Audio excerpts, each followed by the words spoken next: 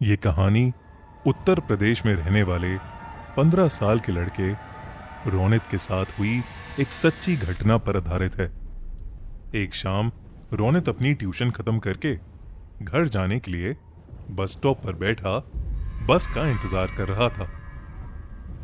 तभी उसने देखा कि एक बूढ़ी औरत वहीं बैठी रो रही थी। ये देखकर रोनित को बहुत बुरा लगा और इंसानियत के नाते उसने उस औरत को पानी ऑफर किया। उस औरत ने अचानक ही रोना बंद कर दिया और उसने रोनित की तरफ बहुत ही डरावने तरीके से देखा और उससे पूछने लगी, क्या तुम्हें पता है मेरा पति कहाँ है? पता है तो मुझे अभी बता दो, वरना तुम्हारे साथ अच्छा नहीं होगा। रोनित उसका ये सवाल सुनकर 2 कदम पीछे हट गया। उसे लगा कि वो औरत शायद पागल है, लेकिन वो औरत अपनी जगह से उठी और रोनित की तरफ बढ़ने लगी। रोनित ने तब देखा कि उस औरत के पैर उल्टे थे और वो जमीन से थोड़ा ऊपर हवा में थी। ये सब देखते ही रोनित बुरी तरह डर गया। उसके साथ ऐसा कुछ पहली बार हो रहा था। उसने अपनी पानी की बोतल वहीं छोड़ी और भागने लगा।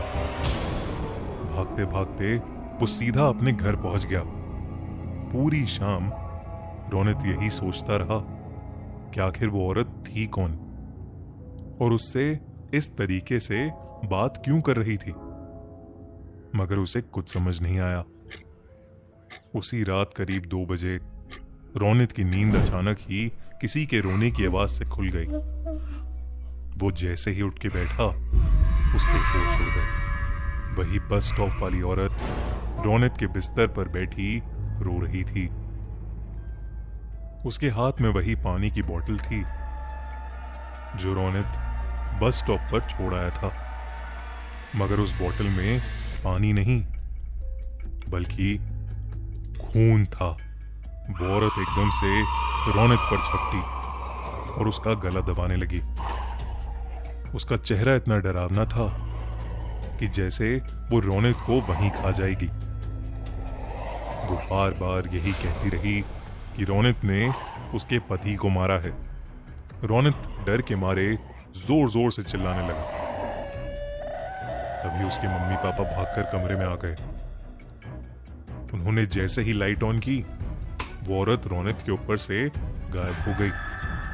बेचारा रोनित हक्का बक्का होकर रोते हुए अपने पेरेंट्स को सब कुछ बताने लगा, लेकिन उसके मम्मी पापा को लगा कि शायद उसने कोई बहुत बुरा सपना देखा है।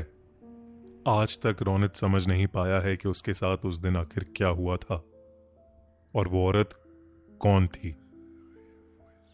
लेकिन रोनित उस रात के बाद से कुछ महीनों तक बहुत सहमा सहमा रहने लगा। उसने अपनी ट्यूशन भी छोड़ दी और फिर कभी उस बस स्टॉप वाले रास्ते पर नहीं गया। आपको क्या लगता है, कौन थी वो औरत?